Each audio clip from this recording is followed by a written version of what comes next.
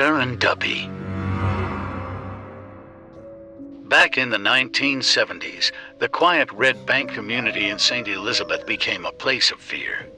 Strange and terrifying things were happening in one house, and no one could explain why. Some people whispered that a member of the family had been involved in dark, forbidden practices that they called the Laurence business.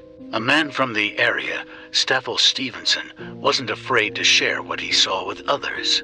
The spirit haunting the family became known as Sheron Duppy because the Duppy seemed to be targeting a man called Sheron who lived at that house. He was a father and a husband, well liked by the community, but something seemed to turn the spirit's anger toward him. People said he must have done something terrible to stir up the Duppy's wrath. Every day something strange happened. Day and night, Sheron couldn't rest.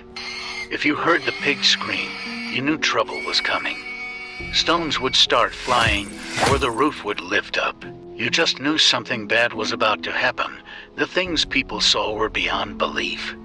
One night, a chamber pot filled with urine was thrown on Sheron, and no one saw who did it. It became a spectacle. People from all over came to see what horror would happen next. One time, I see a hog foot push through the wall just like that and land on the table, Stevenson said, his voice low. As it touched the table, the legs of the table fall off. Follow Jamaican True Stories. The foot wasn't cooked or fresh. It was like it came from the grave. Stevenson, just a boy then, couldn't look away even though he knew it wasn't safe. Tacks drop out of the ceiling, one by one, but the ceiling never moved. Nothing holding it up, but it'd stay right there. I stopped from school just to watch. I knew I would get whooping, but I couldn't miss it. The terror only grew. Items were flung out of the house by unseen hands.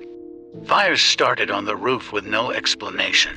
People were scared to go near Sheron's house, but Stevenson was drawn to the chaos. The Duppy wet Sheron with piss from under the bed. Everybody laughed, but it wasn't funny, it was frightening. One day, Stevenson dared to throw a bottle at the house. Within seconds, the bottle flew back at him, shattering at his feet. Nobody see who throw it back. It was like the house itself was alive, angry, and watching. When Sheron finally passed away, the haunting stopped. The house was torn down, but the story didn't die. Even now, the people of Red Bank tell the tale of Sheron Duppy. They speak of it in hushed voices, keeping the memory alive but always wondering what if the spirit isn't really gone.